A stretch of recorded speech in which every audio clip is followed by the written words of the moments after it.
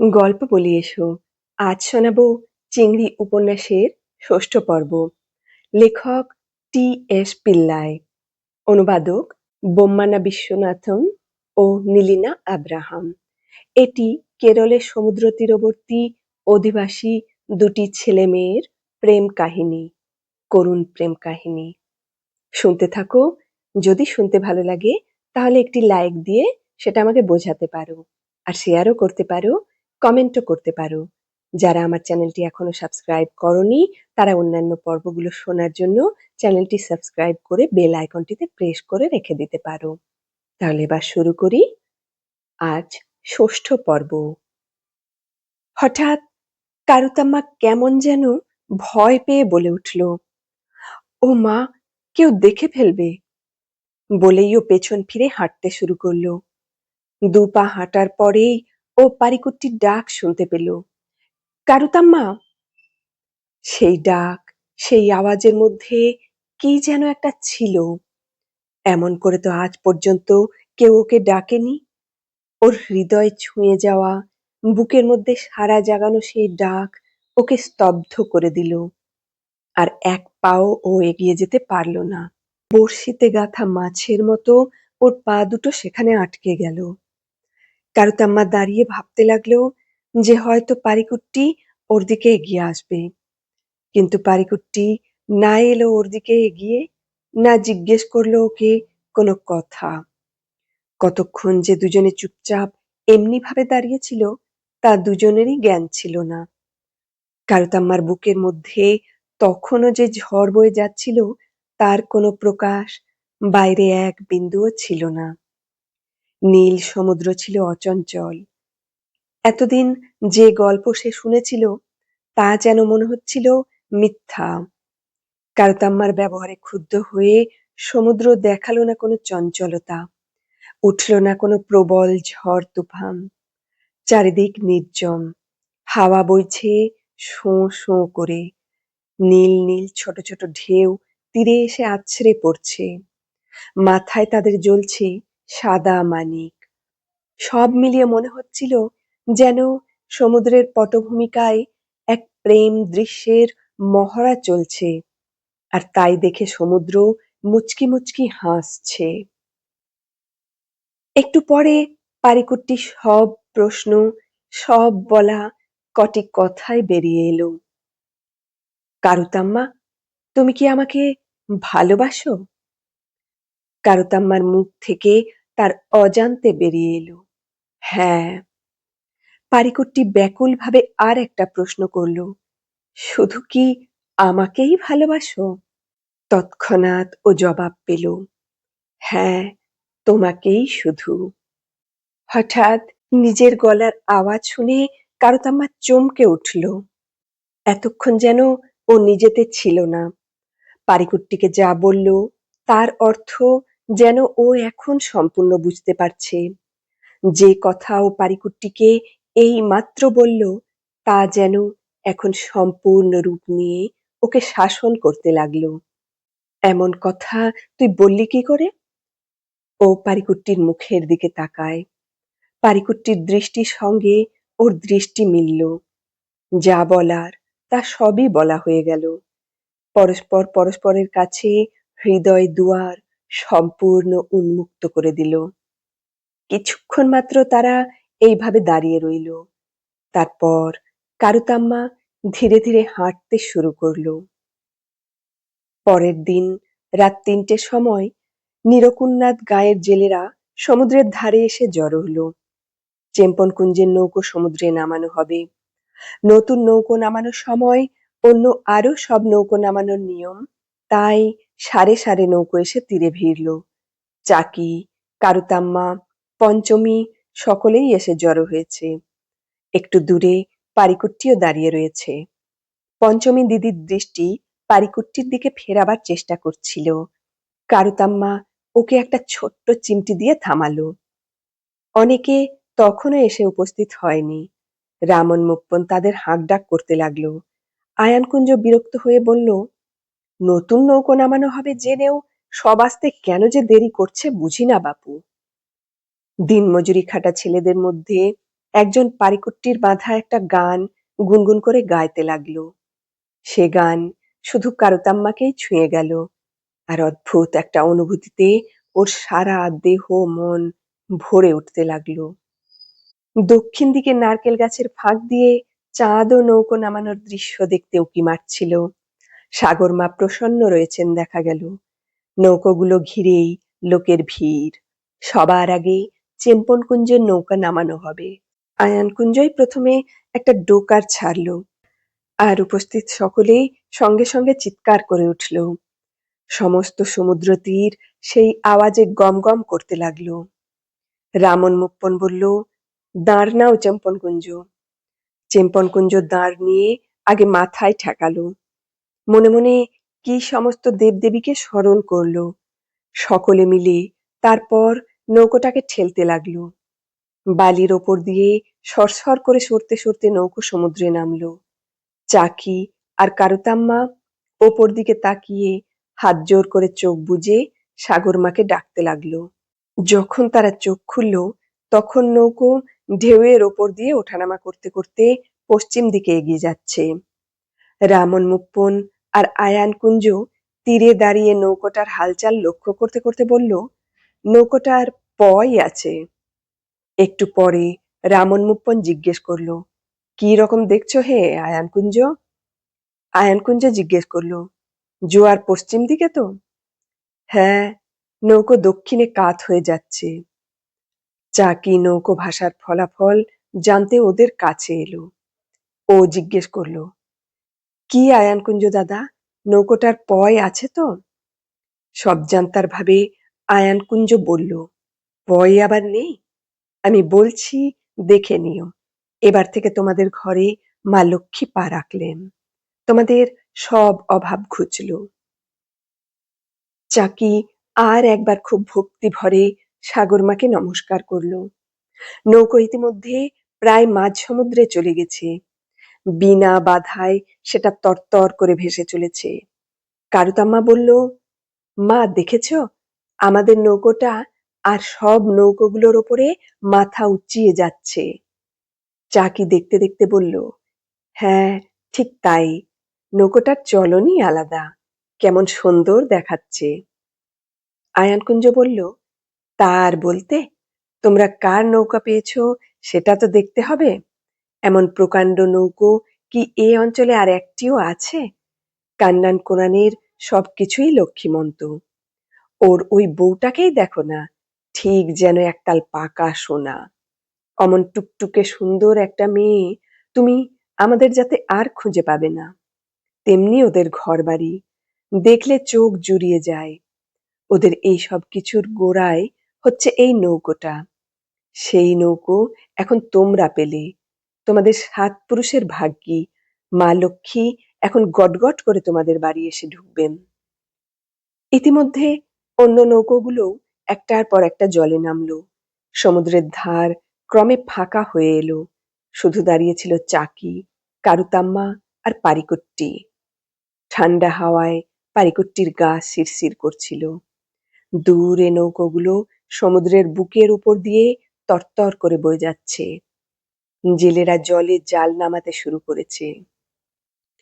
পারিকুট্টি আস্তে আস্তে চাকির দিকে এগিয়ে এলো। কারুতাম্মা সরে গিয়ে মার পেছনে দাঁড়ালো। পঞ্চমী পারিকুট্টির মুখের দিকে হাঁ করে তাকিয়ে রইল। পারিকুট্টি তার সেই পুরনো প্রশ্নই করল, কিন্তু কারুতাম্মাকে নয়, চাকিকে। কি গো চাকি জেলেনি, মাছ আমার কাছে বিক্রি করবে তো? চাকি বলল, তোমার কাছে মাছ বিক্রি না করলে আর কার কাছে করব? পারিকুট্টির এই প্রশ্নের যেটা আসল উদ্দেশ্য, চাকি সেটা বুঝতে পারল না। কিন্তু কারুতাম্মা তো জানে, এই প্রশ্ন শুধু প্রশ্নই নয়, এই প্রশ্নের মধ্যে ওর সমস্ত আবেগ, সমস্ত ভালোবাসা, ওর অন্তরের সবটুকু উচ্ছ্বাস লুকিয়ে রয়েছে। কারুতাম্মা মার পেছন থেকে বলল, মা, বাড়ি চলো, আমার কেমন শীত শীত করছে। তাদের সমস্ত স্বাদ মিটেছে, নৌকো জলে নেমেছে। এখন পারিকুট্টিকে দুটো কথা না বলে চাকি চলেই বা যায় কি করে? তাই সে বলল, তোমার জন্যেই বাবা আমরা নৌকো নামাতে পারলাম। তুমি সাহায্য না করলে কিছুই হতো না। পারিকুট্টি কিছু না বলে মৃদু হাসল। মার কথা শুনে কারুতাম্মা কিন্তু খুব খুশি হলো। যাক, মা যে অন্তত এইটুকু বলেছে সেটাও মন্দের ভালো। ও আরো ভাবল, মা যখন এইভাবে কথা বলেছে তখন পারিকুট্টির ধার নিশ্চয়ই শোধ করে দেবে। চাকি একটুখানি চুপ করে থেকে বলল, এই মাছের মরশুমটা শেষ হলেই তোমার টাকাটা ফেরত দেব। না না, টাকা ফেরত দিতে হবে না। টাকা আমি ফেরত চাই না। চাই না? কেন? আমি তো টাকা ফেরত পাওয়ার জন্যে দিইনি। চাকি ওর কথাটা ঠিক বুঝতে পারল না, কিন্তু কারুতাম্মা বুঝতে পারল। আর বোঝার সঙ্গে সঙ্গে লজ্জায় আর ভয়ে ও যেন কেমন হয়ে গেল। চাকির মনে একটা সন্দেহ উকিঝুঁকি মারতে লাগলো। ও আবার জিজ্ঞেস করলো, টাকাটা নেবে না কেন বাবা? পারিকুট্টি এবার স্পষ্ট বলল, না, টাকা আমি ফেরত চাই না। তারপর একটুখানি থেমে বলল, কারুতাম্মা আমার কাছে একটা নৌকো আর জাল কেনার জন্য পয়সা চেয়েছিল। আমি তা দিয়েছি। ও টাকা আর ফেরত নেব না। পারিকুট্টিকে এমনি ভাবে সমস্ত খোলাখুলি বলতে দেখে কারুতাম্মা চোখে অন্ধকার দেখল। ওর মাথা ঘুরতে লাগলো। চাকি পারিকুট্টির কথা শুনে একটু ঘাবড়ে গেল। ও শুকনো গলায় জিজ্ঞেস করল, তুমি কারুতাম্মাকে শুধু শুধু টাকা দেবে কেন? ও তোমার কে? তারপর স্বরটাকে আর একটু চড়িয়ে শক্ত গলায় বলল, না না, এসব চলবে না বাপু। এসব আমি একেবারেই পছন্দ করি না। পয়সা তোমাকে ফিরিয়ে নিতেই হবে। পারিকুট্টি বুঝতে পারল চাকি তার এমনি ভাবে বলাটা একেবারেই পছন্দ করেনি, কিন্তু ও চাকির কথার কোনো জবাব দিল না। চাকি পারিকুট্টিকে চুপ করে থাকতে দেখে গলার স্বর একটু নরম করে বলল, বাবা, তুমি হলে মুসলমান, আমরা হিন্দু জেলে। তোমরা দুজনে ছোটবেলায় একসঙ্গে খেলা করেছো, একসঙ্গে বড় হয়েছো, তা ঠিকই, কিন্তু সে তো ছোটবেলার কথা। আমরা দেখে শুনে কারুতাম্মাকে একটা ভালো জেলের ছেলের হাতেই তুলে দিতে চাই। তুমিও বাবা তোমার জাতের একটা মেয়েকে দেখে শুনে বিয়ে করো। তারপর একটু থেমে চাকি আবার বলল, তোমাদের এখন কাঁচা বয়স, ভালো মন্দ বোঝার বয়স এটা নয়। এই বয়সে বদনামের ভাগী হওয়া কি ভালো? এই যে আমরা এমনি ভাবে দাঁড়িয়ে কথা বলছি, কেউ দেখে ফেললেই হলো, যা তা রটাবে এক্ষুনি। মানুষের কাজই তো পরের কেচ্ছা গেয়ে বেড়ানো। ওর বক্তব্য শেষ করে চাকি মেয়েকে ডেকে নিয়ে বাড়ির দিকে পা বাড়ালো। তারপর কি যেন ভেবে পারিকুট্টির দিকে ফিরে দাঁড়ালো। গলার সুরে স্নেহ ঢেলে দিয়ে বলল, টাকাটা কিন্তু তোমাকে নিতেই হবে বাবা। বলে চাকি আবার বাড়ির দিকে ফিরল। কারুতাম্মা আর পঞ্চমী মার পেছন পেছন হাঁটতে লাগলো। পারিকুট্টি তাদের দিকে এক দৃষ্টে তাকিয়ে সেখানেই দাঁড়িয়ে রইল। মা যা বলেছে তা সবই ঠিক, এমনি ভাবে স্পষ্টাপষ্টি বলাই ভালো, কিন্তু মার ওই কথাগুলো কারুতাম্মার মনে যেন হাজার হাজার ছুঁচ ফোটাতে লাগলো। আর সেই জ্বালায় ওর ভেতরটাও যেন জ্বলে যেতে লাগলো। খানিকটা চলার পর কারুতাম্মা তার অজান্তে একবার পেছনে তাকালো। না তাকিয়ে ও পারল না। দেখলো যে পারিকুট্টি সেই একইভাবে দাঁড়িয়ে আছে। কারুতাম্মা এক মুহূর্ত ওর দিকে তাকিয়ে আবার হাঁটতে শুরু করলো। বাড়িতে যখন পৌঁছলো তখন পারিকুট্টির গানের সুর শুনতে পেল। সমুদ্র তীর থেকে সেই সর্বনেশে গান ভেসে আসছে। গান তো নয়, শুনলে যেন বুকের সমস্ত রক্তকণা দাপাদাপি শুরু করে দেয়। চাকি বলল, ছোঁড়াটার কি চোখে ঘুম নেই গা? তারপর কারুতাম্মার দিকে তাকিয়ে বলল, এখন কোন রকমে তোমাকে পার করতে পারলে বাঁচি বাছা। মার কথা শুনে মনে হলো কারুতাম্মা যেন কোনো অপরাধ করেছে। বাড়ির কারুরই যেন তার জন্য মনে শান্তি নেই। এই কি অন্যায় দোষারোপ তার উপর? রাগে দুঃখে কারুতাম্মা জিজ্ঞেস করলো, আমি করেছিটা কি? শুধু শুধু তোমরা আমাকে দোষ দিচ্ছ কেন? চাকি মেয়ের কথার উত্তর দিল না। বেশ খানিকটা সকাল হলে পর আবার চাকি আর মেয়েরা সমুদ্র তীরে এলো ওদের নৌকোটা সমুদ্রের কত দূরে আছে দেখার জন্যে। নৌকোগুলো তখনও দূরে, মাঝ সমুদ্রে। সমুদ্রের শান্ত অবস্থা দেখে মনে হয় আজ খুব মাছ উঠবে। কারুতাম্মা চাকিকে জিজ্ঞেস করলো, আজ কি মাছ উঠবে মা? রকম সকম দেখে তো মনে হচ্ছে আইলা মাছ। গোড়াতেই আইলা মাছ?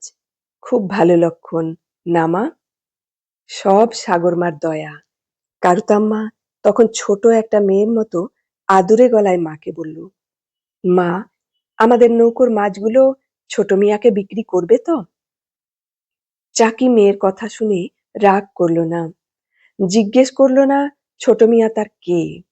চাকিরও ইচ্ছে যে পারিকুট্টির কাছেই যেন মাছ বিক্রি হয়, কিন্তু ওর মনে একটা সন্দেহ উকি মারছে। ও মেয়েকে বলল, তোর বাবা কি তা করবে? কারুতাম্মা বলল, আমরা এক কাজ করব মা, নৌকো তীরে ভেড়ার সঙ্গে সঙ্গে নৌকোর কাছে দাঁড়াবো, তুমি তখন বাবাকে বলো। হ্যাঁ হ্যাঁ, তাই করব, এটা আমাদের করা উচিত। পঞ্চমী তাই জলের কাছে গিয়ে দাঁড়ালো। নৌকো তীরে ভিড়লেই খবর দেবে। কিন্তু আর একটা বাধা পড়ল, ওদের পাড়াপড়শি মেছুনিরাও নৌকোর জন্য দাঁড়িয়ে আছে। তাদের মধ্যে রয়েছে নাল্যপেন্ন, কালীকুঞ্জ, কুঞ্জিপেন্ন আর লক্ষ্মী। চেম্পনকুঞ্জের নৌকোর মাছগুলো পাইকারি দরে না খুচরো দরে বিক্রি করা হবে তাই ওরা জানতে চায়। কুঞ্জিপেন্ন চাকিকে সে কথাই জিজ্ঞেস করলো। অবশ্য মাছের ব্যবসায়ীদের কাছে মাছ পাইকারি দরে বিক্রি করা একটা রেওয়াজ হয়ে গেছে। তাই যেসব মেছুনিরা দক্ষিণ দিকে মাছ ফেরি করতে যায় তাদের পাইকারি ব্যবসাদারদের হাতে পায়ে ধরতে হয়। কুঞ্জিপেন্ন বলল, এ আর আমি নতুন করে কি বলবো চাকি দিদি, তুমি তো সবই জানো। জেলেনিরা যে কি বলতে চায় চাকি বেশ ভালোভাবেই বুঝতে পারল। পাইকারি মাছের ব্যবসাদারদের কাছ থেকে কিনে বিক্রি করলে লাভ প্রায় কিছুই থাকে না। শুধু তাদের বাঁধা দরেই যে কিনতে হয় তা নয়, তাদের গালিগালাজও শুনতে হয় প্রচুর। চাকি বলল, তা আমি কি করব বল? নাল্যপেন্ন বেশ একটু আবদার করে বলল, তোমাদের ধরা মাছগুলো আমাদের কাছে খুচরো বিক্রি করবে? চাকি সঙ্গে সঙ্গে কিছু জবাব দিতে পারল না। সকলেই পাড়া প্রতিবেশী, ওদের দাবি কিছু অন্যায় নয়, কিন্তু চাকি কি করে কথা দেয়? মিনসে যদি রাজি না হয়? শুধু তাই নয়, পারিকুট্টিও মাছ চেয়েছে, কিন্তু সে কথা এদের কাছে তো বলা যায় না। চাকি তাই চুপ করে রইল। কালীকুঞ্জ বলল, কি চাকি দিদি, কিছু বললা না যে? চেম্পন দাদা রাজি হবে কি না হবে ভাবছ বুঝি? তা তুমি একটু চেপে ধরলেই হবে। একদিন তুমিও তো আমাদের মতো মাথায় ঝুড়ি বয়ে নিয়ে মাছ বিক্রি করেছো। এখন না হয় নৌকো আর জাল কিনেছে। আমাদের দুঃখটা তুমি ছাড়া আর কেই বা ভালোভাবে বুঝবে বলো? তা তো ঠিকই। চাকি ঘাড় নাড়ল। লক্ষ্মী জিজ্ঞেস করলো, তুমি কি বোন পূব দিকে আর মাছ ফেরি করতে যাবে না? কেন রে, এ কথা কেন? 10টা নৌকো কিনলেও যে চাকি সেই চাকিই থাকবে। তারপর একটু অসহায় ভাবেই বলল, কিন্তু ওই ড্যাকরা মিনসে কি মাছ খুচরো দরে বিক্রি করতে রাজি হবে? নাল্যপেন্ন বলল, তুমি বলবে, তুমি বললেই হবে। কালীকুঞ্জ কারুতাম্মাকে বলল, তুইও তোর বাবাকে একটু বলিস মা। আমি পারবো না, কারুতাম্মা স্পষ্ট জবাব দিল। পঞ্চমী কিন্তু বলল, আমি বাবাকে বলবো, নৌকো তীরে এলেই পাইকেররা ভিড় করবার আগেই বলবো। পঞ্চমীর মনে মনে একটা মতলব ছিল, নৌকো তীরে ভিড়লেই বাবার কাছ থেকে এক ঝুড়ি মাছ নিয়ে শুকিয়ে কিছু টাকা জমানোর ইচ্ছে তার আছে। পাইকেররা আগে ভাগে সব নিয়ে গেলে এ সুযোগ আর ঘটবে না। দেখি কি করি।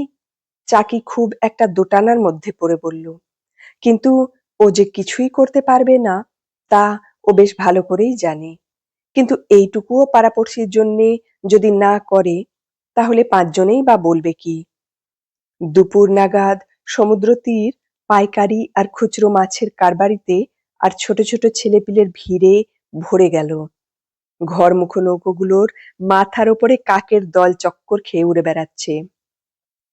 জাল তোলা আর ঝাড়ার সময়ই বেশি করে তাদের কাকা ডাক শোনা যাচ্ছে। কি মাছ উঠেছে তাই জানার আগ্রহই সকলের। কাদের জেলের মনে হলো ছোট ছোট মাছ কিছু উঠেছে। যাই উঠুক না কেন, প্রচুর মাছ যে উঠেছে সে বিষয়ে কোনো সন্দেহ নেই। এমনি ভাবে যখন সকলে বলাবলি করছে তখন দুটো সিন্ধু শকুন পশ্চিম দিক থেকে পূব দিকে উড়ে এলো। তাদের ঠোঁটে মাছ। সকলেই পাখি দুটোর দিকে হাঁ করে তাকাতে লাগলো। তারপর একজন চিৎকার করে উঠল, মাতি, মাতি মাছ উঠেছে। দূর থেকে নৌকাগুলো দেখা যাচ্ছে। আস্তে আস্তে তারা পশ্চিম দিক থেকে পূব দিকে এগিয়ে আসছে। পঞ্চমী বাড়ির দিকে ছুটল। মা, মা, মাতি উঠেছে, মাতি। কারুতাম্মা আর চাকি দুজনেই মহা স্ফূর্তিতে ছুটে বাইরে বেরিয়ে এলো। চাকি হাত জোর করে খুব ভক্তি ভরে সাগর দেবীকে প্রণাম করলো। তারপর দুজনে মিলে সমুদ্রের দিকে ছুটল। নৌকোগুলো তরতর করে তীরের দিকে এগিয়ে আসছে। তার মধ্যে কোনটা ওদের নৌকো তাই নিয়ে মা আর মেয়ের মধ্যে তর্ক শুরু হলো। মাতি উঠেছে শুনে সমুদ্র তীর খরিদ্দারে ভরে গেল। কুঞ্জিপেন্ন, নাল্যপেন্ন, কালীকুঞ্জ আর লক্ষ্মী চাকিকে ঘিরে দাঁড়ালো। যদি চাকি দিদি তাদের কিছু সাহায্য করে। পঞ্চমী একটা ঝুড়ি নিয়ে কাছে রাখলো। সকলেই উৎসুক হয়ে দাঁড়িয়ে আছে। এমন সময় ঢেউয়ের তালে তালে ওঠানামা করতে করতে একটা নৌকো আর সব নৌকোগুলোকে ছাড়িয়ে পাখির মতো শাঁ শাঁ করে তীরের দিকে উড়ে আসছে ওরা দেখতে পেল। নৌকাটা যে মাছে বোঝায় তা দূর থেকেই এরা দেখে বুঝতে পারল। নৌকোগুলো একটার পর একটা তীরের দিকে দ্রুত গতিতে ফিরছে। ঠিক মনে হচ্ছে যেন নৌকার শোভাযাত্রা চলেছে। ওপরে সিন্ধু শকুনরা ঘুরে বেড়াচ্ছে। পেছনে সার বেঁধে আসছে নৌকাগুলো। সামনের নৌকোটা যেন অন্য নৌকাগুলোকে পথ দেখিয়ে নিয়ে আসছে। সামনের নৌকোয় হালের কাছে দাঁড়িয়ে আছে চেম্পন কুঞ্জ। ঠিক দাঁড়িয়ে আছে বললে ভুল হবে। মনে হচ্ছে যেন ও উঠতে উঠতে আসছে। এত জোরে দাঁড় টানছে যে ও যেন নৌকাতেই নেই, আকাশে উড়ছে। অত জোরে দাঁড় টানার ফলে জলের ধারা গোল হয়ে আকাশে ছিটিয়ে পড়ছে। কালীকুঞ্জ বলল, ঢেউ না কেটে নৌকাটা যেন পাখির মতো সাঁই সাঁই করে ছুটে আসছে না? নৌকাটার চলনটাই বা কি সুন্দর। সকলেই চেম্পন কুঞ্জের নৌকাটা নিয়ে বলা বলি শুরু করলো। চাকি কাছেই দাঁড়িয়েছিল। নৌকোর প্রশংসা শুনে গর্বে ওর বুক ফুলে উঠল। তবু বিনয় করে বলল, তোমরা যেসব কি বলো। নৌকাটা তীরে পৌঁছলো বলে, কিন্তু চেম্পন কুঞ্জের চোখ মুখের ভাব লক্ষ্য করে চাকি অবাক হয়ে গেল। চেম্পন কুঞ্জ যেন আর সে চেম্পন কুঞ্জ নেই। চাকি বলল, মানুষটার চোখ মুখের চেহারা দেখো, কেমন বদলে গেছে, ঠিক যেন সাগরমার যুগ্গী ছেলে। নৌকোটা ইতিমধ্যে তীরে ভিড়েছে। জেলেরা দাঁড় রেখে লাফ দিয়ে নৌকোটাকে ঠেলে বাড়ির তীরে তুলল। কতকগুলো বাচ্চা ছেলে মেয়ে এসে নৌকোটাকে ঘিরে ধরল। তাদের মধ্যে পঞ্চমীও ছিল। চেম্পন কুঞ্জ রেগে মেগে এক লাফ দিয়ে তীরে নামলো। ওর ওই যমদূতের মতো মূর্তি দেখে ভয় পেয়ে বাচ্চাগুলো চিৎকার করে পালিয়ে গেল। পঞ্চমী কিন্তু নড়ল না। ওর বাবার কাছে ওর ভয় কি? চেম্পন কুঞ্জ কিন্তু চিৎকার করে উঠল, এই, তোরা কেউ আমার নৌকোর কাছে মাছ কুড়োতে আসবি না। পঞ্চমীকে সামনে দেখতে পেয়ে ওকে জোরে ধাক্কা মেরে ফেলে দিল। ও মাগো বলে চিৎকার করে পঞ্চমী ছিটকে পড়ে গেল। পঞ্চমীকে পড়ে যেতে দেখে চাকি আর কারুতাম্মা ছুটে এসে ওকে তুলে ধরল। ভিড়ের মধ্যে এক জেলেনি রকম সকম দেখে বলে উঠল, ওরে বাবা, এ কি, এ যে যমদূত গো, কি পিচেস রে বাবা, লোকটার মাথায় ভূত চাপলো নাকি? পঞ্চমীর খুব সাধ ছিল যে কুঁচো মাছ কুড়িয়ে শুটকি করে কিছু টাকা করবে। টাকাটা কি আর ও নিজে খরচ করবে? সংসারের পেছনেই যাবে। বাবার মেয়ে বলেই ও বাবার নৌকর কাছে কুঁচো মাছ কুড়োতে গিয়েছিল। কিন্তু চেম্পনকুঞ্জের হলো কি? ও কি অন্ধ হয়ে গিয়েছিল? নিজের মেয়েকেও ও দেখতে পেল না? এক ধাক্কায় তাকে ফেলে দিল? এমন ভুল কি কোনো বাপে করে? নৌকোর মাছ সবই তো সাগরমার দান। কেউ চাষও করেনি বা মাছগুলোকে বড় করেও তোলেনি। তাই জাল ঝাড়ার সময় আশেপাশে যে মাছ ছড়িয়ে পড়ে তাতে গরিব লোকদেরও একটা দাবি আছে। বংশ পরম্পরায় সমুদ্র তীরের জেলেদের মধ্যে এই নিয়মই চলে আসছে। ও মা, কি জমদূত রে, কি পিচেস রে বাবা, বলে চাকি চিৎকার করে পঞ্চমীকে কোলে তুলল। চাকি আর কারুতাম্মা দুজনে মিলে পঞ্চমীর বুকে দলাই মলাই শুরু করলো। পঞ্চমী আঘাতের চেয়ে মনে কষ্ট পেয়েছে বেশি। বাবা যে ওকে এমনি ভাবে ধাক্কা মেরে ফেলে দিতে পারে তা ও কল্পনাই করতে পারেনি। পাইকারি ব্যবসাদারেরা ইতিমধ্যে নৌকো ঘিরে তার উপর উঠে পড়েছে। পারিকুট্টি আছে সকলের আগে। চেম্পনকুঞ্জ কিন্তু এমন ভাব করলো যেন কাউকেই চেনে না। কাদের মিয়া জিজ্ঞেস করলো, কি রকম হে চেম্পনকুঞ্জ, কত টাকায় মাছ বিক্রি করবে? কুঞ্জিপেন্ন আর লক্ষ্মী ততক্ষণে নৌকোর ওপর হুমড়ি খেয়ে পড়েছে। ওদের মাছ দেবে বলেছিল পঞ্চমী, কিন্তু সে ওখানে পড়ে রয়েছে, চাকিও মেয়ের কাছে বসে। কুঞ্জিপেন্ন তাই অন্য জেলেনিদের বলল, চল আমরাও গিয়ে দর জিজ্ঞেস করি। নাল্যপেন্ন বলল, আরে ছি ছি, ওই পিচেসটার সঙ্গে আবার দর দস্তুর? ইতিমধ্যে অন্য নৌকাগুলোও একটার পর একটা তীরের কাছে আসতে শুরু করেছে। চেম্পনকুঞ্জ তাই আগে মাছ বিক্রি করার জন্য ব্যস্ত হয়ে উঠল। পারিকুট্টি জিজ্ঞেস করলো, কি গো চেম্পনকুঞ্জ, আমার কাছে মাছ বিক্রি করবে তো? চেম্পনকুঞ্জ এমন ভাব করলো যেন পারিকুট্টিকে সে জীবনে কোনোদিন দেখেইনি। সেইভাবেই বলল, বলি, নগদ টাকা আছে? আমার টাকা চাই। ওর বলার সঙ্গে সঙ্গে কাদের মিয়া 100 টাকার কয়েকখানা নোট বার করে চেম্পনকুঞ্জের হাতে গুজে দিল। দরদস্তুর হয়ে গেল দেখে পারিকুট্টি অন্য নৌকোগুলোর কাছে ছুটে গেল। সব নৌকোর মাছই তখন বিক্রি হয়ে গেছে। পারিকুট্টি তখন হতাশ হয়ে ওর ঝাঁপের দিকে ফিরে চলল। অদূরে বসে কারুতাম্মা বিষণ্ণ নয়নে চেয়ে চেয়ে তাই দেখতে লাগলো। ও বুঝতে পারল যে পারিকুট্টির হাতে নগদ টাকা নেই।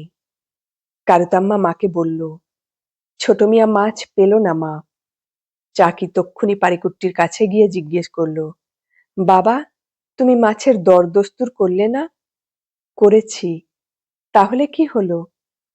পারিকুট্টি এর জবাব দিল না। সেদিন ও কোনো নৌকো থেকেই মাছ কিনতে পারেনি।